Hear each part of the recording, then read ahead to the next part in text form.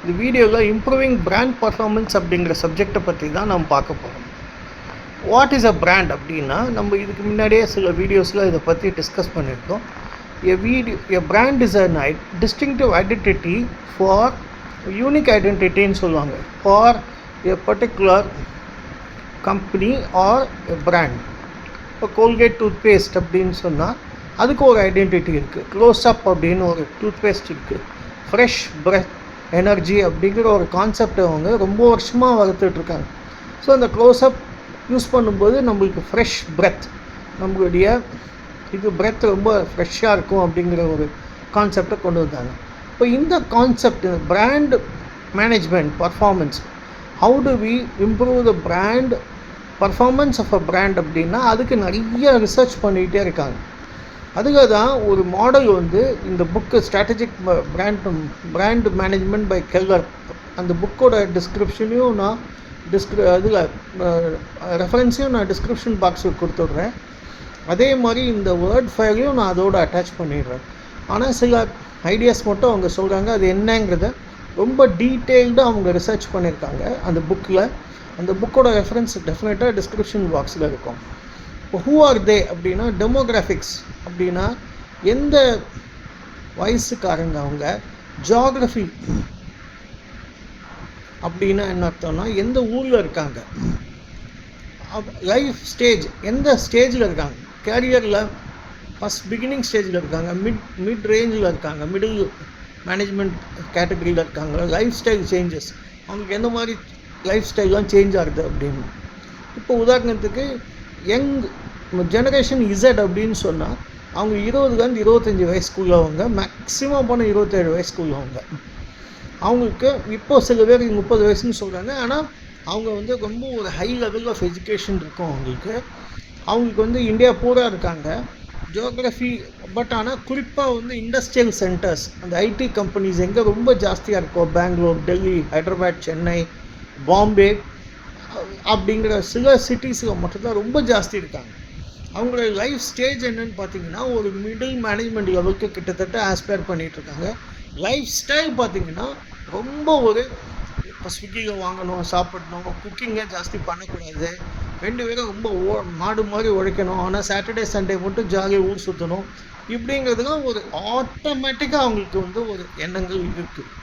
What they think அப்படின்னா attitude towards advertising, career, fashion, finance, food, cooking, health, travel, technology. நான் முன்னாடியே சொன்ன மாதிரி ஃபினான்ஸை நிறைய சம்பாதிக்கணும், ஒரு 6-10 வருஷத்துக்குள்ளே நிறைய சம்பாதிச்சு எங்கேயாவது ஒரு ஃபார்ம் ஹவுஸ் வாங்கிட்டு ரிட்டையர் ஆகிடணும், இல்லாட்ட 15 வருஷத்தில் ஃபார்ம் ஹவுஸ் வாங்கிட்டு ரிட்டையர் ஆகிடணும்.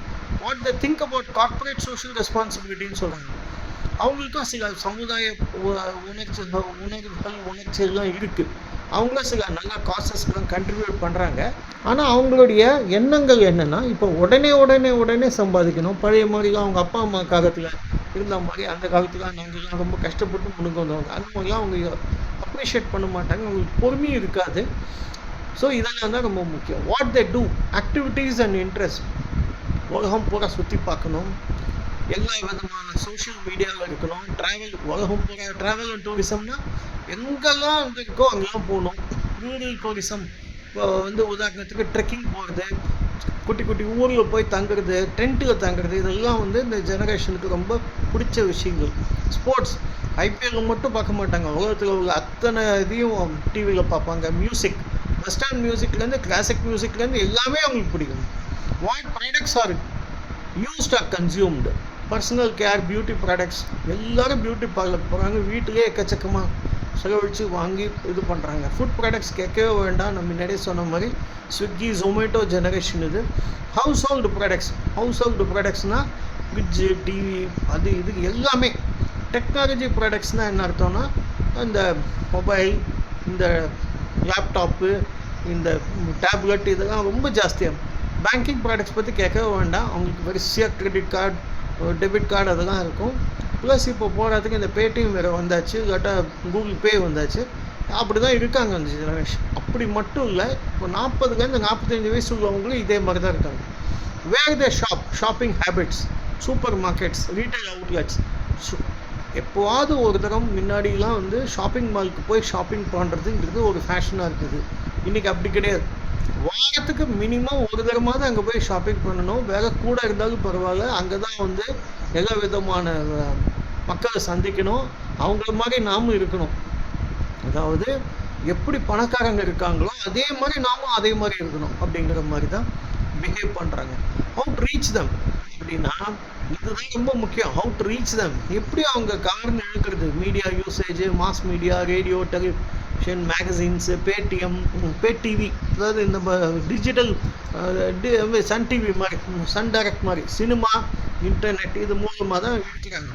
இப்போ இது எல்லாத்துக்கும் முக்கியமானது என்னென்னா யூசர் எக்ஸ்பீரியன்ஸ்னு சொல்கிறாங்க. ஸோ யூசர் எக்ஸ்பீரியன்ஸ், ஒரு பர்டிகுலர் ப்ராடக்டை வந்து அவங்க வாங்கிட்டாங்கன்னா சோஷியல் மீடியாவில் இப்போ பார்த்தீங்கன்னா இன்ஸ்டாகிராம், ஃபேஸ்புக் அப்படிலாம் போடுறாங்க, நான் இதை யூஸ் பண்ணுறேன், இதை ரொம்ப இதாக இருந்தது அப்படி இப்படின்னு. இப்போது ஃபுட் ரிவ்யூன்னு வந்தாச்சு. இப்போது புதுசாக ஒரு கான்செப்ட். யார் வேணாலும் நிறையா போய் அந்த ஹோட்டலில் சாப்பிட்றது, இந்த ஹோட்டலில் சாப்பிட்றது, இது சரியில்லை, இது ரைட்டு, இது தப்புன்னு சொல்கிறது, இதெல்லாம் ரொம்ப ஜாஸ்தியாக இருக்குது. இப்போது influence of social media in marketing அப்படின்னா அது ஒரு தனி சப்ஜெக்ட். இதுதான் அவங்க இம்ப்ரூவிங் பிராண்ட் பர்ஃபார்மன்ஸ்னு சொல்கிறாங்க. இதை எல்லாத்தையும் கம்பைன் பண்ணி தான் அந்த புக்கில் அழகாக போட்டிருக்காங்க. ஸோ இதை வந்து நம்ம புரிஞ்சுட்டால் நம்மளுக்கு பல விஷயங்கள் புரியும். உதாரணத்துக்கு எமோஷ்னல் கனெக்ட்னா வயசு வித்தியாசம் இல்லாமல் சில ப்ராடக்ட்ஸ் ரொம்ப ரொம்ப பவர்ஃபுல்லாக இருக்கும். நம்ம ஊர் வண்டி டிவிஎஸ் எக்ஸல் அப்படின்னா டெஃபினட்டாக அந்த மொப்பேடில் அது ஒரு அர்த்தம் இருக்குது. அதே மாதிரி தான் அருண் ஐஸ்கிரீம், நம்ம ஊர் ஐஸ்கிரீம்யா அப்படின்னு சொல்கிறவங்க தான் எக்கச்சக்கமாக இருக்காங்க.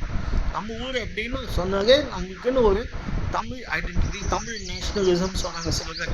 அந்த மாதிரி ஒரு இது நம்ம ஊர் ப்ராடக்ட் அப்படிங்கிற ஒரு எண்ணம் ஆட்டோமேட்டிக்காக வருது. இதுலேருந்து கூட பிராண்ட் பர்ஃபார்மன்ஸ் இம்ப்ரூவ் பண்ணுறதுக்கு ரொம்ப சான்ஸ் ரொம்ப அதிகமாக இருக்குது. உதாரணத்துக்கு மாரி ஹோட்டல் அப்படின்னு ஒன்று இருக்குது சைதாப்பேட்டில். அங்கே இருக்கிற வடகறி தான் எல்லாம் உலகம் பூரா ஃபேமஸ். ஸோ உலகம் பூரா இங்கேருந்து லண்டன்லேருந்து அமெரிக்காலேருந்து வரவங்க கூட என்கிட்ட கேட்டிருக்காங்க, மாரி ஹோட்டல் போயிருக்கீங்களா, சாப்பிட்ருக்கீங்களா அப்படின்னு. ஸோ இதெல்லாம் பிராண்ட் பர்ஃபார்மன்ஸ். அவங்க தனியாக ஒரு ஐடென்டிட்டியை வளர்த்துட்டாங்க. கிட்டத்தட்ட 40-45 வருஷமாக அந்த ஹோட்டல் இருக்குதுன்னு சொல்கிறாங்க. பிரமாதமான ஹோட்டல் அப்படின்னு சொல்கிறாங்க. அந்த ஆரியோன் அதுக்கு மேலே கூட இருக்கும்னு நினைக்கிறேன். ஆனால் அந்த மாதிரி ஒரு ஐடென்டிட்டி, திண்டுக்கல் தலப்பா கட்டி பிரியாணி. இப்போ வந்து நார்த் இந்தியன்ஸ் வந்தால் கூட டேரெக்டாக நேராக முருகன் இட்லி ஷாப்புக்கு போய் தான் இந்த எண்ணெய் இட்லி சாப்பிட்றாங்க. ஸோ யூசர் எக்ஸ்பீரியன்ஸ் அப்படின்னா என்ன அர்த்தம்னா கன்சியூமர் வந்து அனுபவித்து மனது உணர்வு பூர்வமாக ஒரு ப்ராடக்டை ப்ரமோட் செய்வதற்கு சோஷியல் மீடியா ரொம்ப யூஸ் பண்ணுறாங்க. இல்லைன்னா வேர்ட் ஆஃப் மவுத் பப்ளிசிட்டின்னு சொல்லுவாங்க.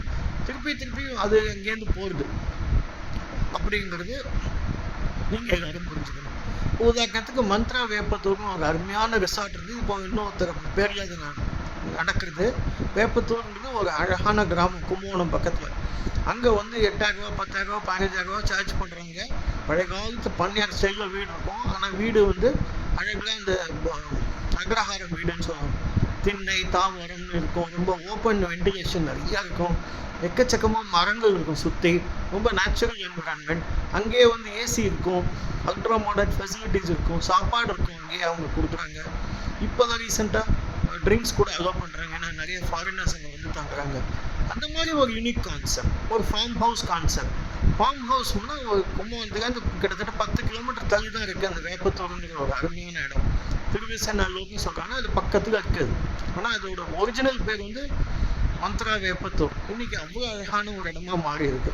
ஒவ்வொரு ப்ராடக்ட்டுக்கும், ஒவ்வொரு விதமான ஒவ்வொரு பிராண்டுக்கும் brand building is not an ordinary joke அப்படின்னு சொல்லுவாங்க. 10 வருஷம் ஆகும், 15 வருஷம் ஆகும். ஆனால் ஒரு மனசில் பதிஞ்சிச்சுன்னா அதுக்கப்புறம் அது வளர்ந்து கொண்டே இருக்கும் என்பது தான் உண்மை. ஸோ உங்களுக்கு இந்த இம்ப்ரூவிங் பிராண்ட் பர்ஃபார்மன்ஸ் பற்றி சில டைமென்ஷன்ஸ் உங்களுக்கு புரிஞ்சிருக்கும்னு நான் நினைக்கிறேன். இந்த வீடியோ தயவு செஞ்சு மற்றவங்கள்ட்ட ஷேர் பண்ணுங்கள், லைக் பண்ணுங்கள்.